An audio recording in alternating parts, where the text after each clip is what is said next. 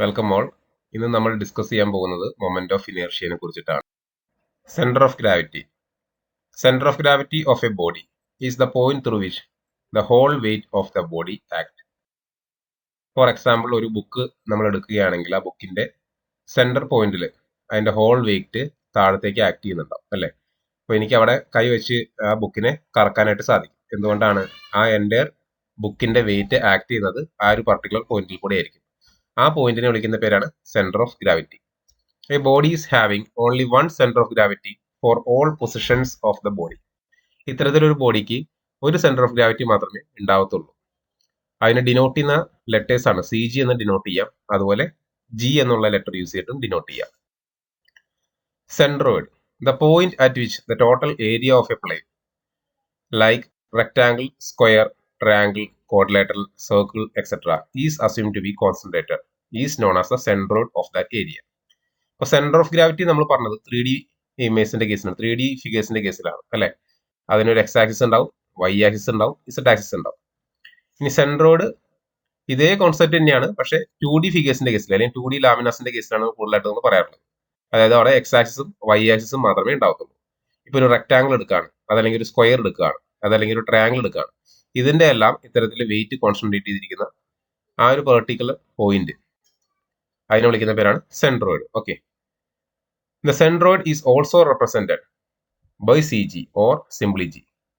സെൻട്രോയിഡിനെ ഇതുപോലെ തന്നെ നമുക്ക് എന്ത് ചെയ്യാം, സി ജി എന്നുള്ള ലെറ്റർ യൂസ് ചെയ്തിട്ടോ അല്ലെങ്കിൽ ജി എന്ന ലെറ്റർ ഉപയോഗിച്ചിട്ടോ റെപ്രസെന്റ് ചെയ്യാം. ബേസിക്കലി ഈ സെൻട്രോയിഡ് എന്ന് പറയുന്നത് സെന്റർ ഓഫ് ഗ്രാവിറ്റി എന്ന് പറയുന്നത് സെയിം പോയിന്റിലായിട്ടായിരിക്കും ആക്ട് ചെയ്യുന്നത്. ഇവിടെ നിങ്ങൾക്ക് കാണാനായിട്ട് സാധിക്കും, ഒരു റെക്ടാംഗിൾ ആണ് കാട്ടിയിട്ടുള്ളത്.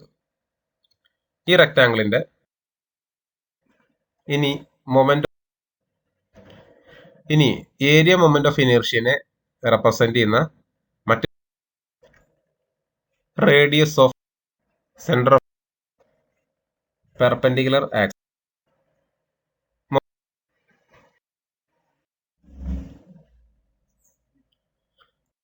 ഇനി അതിന്റെ ഒരു പ്രോബ്ലം ചെയ്തു നോക്കാം.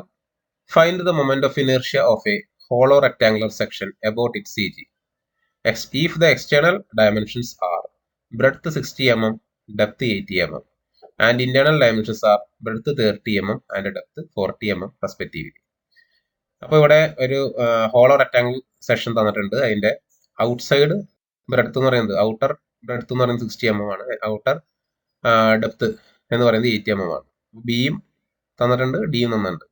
അതുപോലെ ഇന്റേണൽ ബ്രെഡ്ത്ത് എന്ന് പറയുന്നത്, ഉള്ളിലുള്ള ചെറിയ റെക്ടാംഗിളിന്റെ ബ്രെഡ്ത്ത് എന്ന് പറയുന്നത് B1 30 mm, അതിന്റെ ഡെപ്ത് എന്ന് പറയുന്നത് D1 40 mm ആണ്. അപ്പൊ എന്ത് ചെയ്താൽ മതി, നമുക്ക് നേരത്തെ കണ്ടുപിടിച്ച് വെച്ചിട്ടുള്ള ഇക്വേഷനിലേക്ക് ഈ വാല്യൂസ് നേരെ സബ്സ്റ്റിറ്റ്യൂട്ട് ചെയ്ത് കൊടുത്താൽ മാത്രം മതിയാവും. അപ്പൊ നമുക്കറിയാം എക്സ് ആക്സിസിന് ബേസ് ചെയ്തുള്ള മൊമെന്റ് ഓഫ് ഇനേർഷ്യ എന്ന് പറയുന്നത് എന്താണ്, ഈ equal to B D cube divide by 12 minus B1 D1 cube divide by 12. ഇതിൽ ബിയുടെ വാല്യൂ എത്രയാണ്, 60, ഡിയുടെ വാല്യൂ 80, അതുപോലെ B1ന്റെ വാല്യൂ 30, D1ന്റെ വാല്യൂ 40. അപ്പൊ നേരെ ഇക്വേഷനിലേക്ക് ഇട്ട് കൊടുക്കുക, നമുക്ക് എന്ത് കിട്ടും, ഫൈനൽ ആൻസർ ഏകദേശം 2400 × 10⁻³ millimeter raised to 4 mm raised to 4. അതാണ് എന്റെ യൂണിറ്റ് എഴുതാനായിട്ട് മറന്നു പോകരുത്. എപ്പോഴും മൊമെന്റ് ഓഫ് ഇനേർഷ്യയുടെ യൂണിറ്റ് എന്ന് പറയുന്നത് മീറ്റർ റേസ്റ്റ് 4 അല്ലെങ്കിൽ മില്ലിമീറ്റർ റേസ്റ്റ് 4 ആയിരിക്കും. നമ്മൾ പ്രോബ്ലം ചെയ്യുന്നത് മില്ലിമീറ്ററിലായതുകൊണ്ട് മില്ലിമീറ്റർ റേസ്റ്റ് 4 ആയിരിക്കും. ഇതേപോലെ വൈ ആക്സിന് ബേസ് ചെയ്തുള്ള മൊമെന്റ് ഓഫ് ഇനേർഷ്യ എന്ന് പറയുന്നത് എങ്ങനെ കണ്ടുപിടിക്കാം, DV cube divide by 12 minus D1 B1 cube divide by 12 അങ്ങനെ എഴുതി കഴിഞ്ഞാൽ നമുക്ക് അതിൽ നിന്ന് കണ്ടുപിടിക്കാം അല്ലെ. ഇതേ ഇക്വേഷൻ തന്നെ പാരാമീറ്റേഴ്സ് ഇതെല്ലാം വാല്യൂസ് മാത്രം അങ്ങോട്ടും ഇങ്ങോട്ടും മാറും എന്നുള്ളൂ. Okay, so 80 × 60 cube minus 40 × 30 cube divide by 12 അങ്ങനെ വരും. അതിൽ നിന്ന് നമുക്ക് എന്ത് കണ്ടുപിടിക്കാം, അതിന്റെ വൈ ആക്സിസിന് ബേസ് ചെയ്തുള്ള മൊമെന്റ് ഓഫ് ഇനേർഷ്യ കണ്ടുപിടിക്കാനായിട്ട് സാധിക്കും. ഇനി ഈ ഏരിയനെ നമ്മൾ എന്ത് ചെയ്യും, ഇന്റഗ്രേറ്റ് ചെയ്യാം. ഇനി നമുക്ക് അതിന്റെ ഒരു പ്രോബ്ലം ചെയ്തു നോക്കാം. Find the moment of inertia of A circular section of 50 mm diameter about an axis passing through its centre. നമുക്കറിയാം ഡയാമീറ്ററോട് ഓൾറെഡി തന്നിട്ടുണ്ട്, എത്രയാണ്, 50 mm ആണ്, വേറെ ഒന്നും ചെയ്യാനില്ല. ആ ഇക്വേഷൻ നമ്മളിപ്പോൾ പഠിച്ച ഇക്വേഷൻ എക്സ് ആക്സിസിന്റെ മൊമെന്റ് ഓഫ് ഇനേർഷ്യ കണ്ടെത്താനുള്ള ഇക്വേഷൻ എന്തായിരുന്നു, π/64 × d/4. ആ ഡിയിലേക്ക് എന്ത് ചെയ്താൽ മതി, 50 സബ്സ്റ്റിറ്റ്യൂട്ട് ചെയ്താൽ മാത്രം മതി.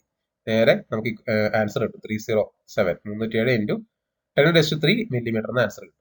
ഓക്കെ, ഇത്രേ ഉള്ളൂ. ഇത് ചെറിയ പ്രോബ്ലം ആണ്. നമുക്ക് ഈ ഒരു ഇക്വേഷൻ പഠിക്കാനുള്ള ബുദ്ധിമുട്ട് മാത്രമേ ഉള്ളൂ. സർക്കുലർ സെക്ഷന്റെ ഇക്വേഷൻ പഠിക്കണം, rectangle, hollow rectangle, hollow circular, അങ്ങനെ കുറെ അധികം ഇക്വേഷൻസ് വരും. ഈ സ്ലൈഡിന്റെ ഏറ്റവും ലാസ്റ്റ് നിങ്ങൾക്ക് കാണാൻ സാധിക്കും.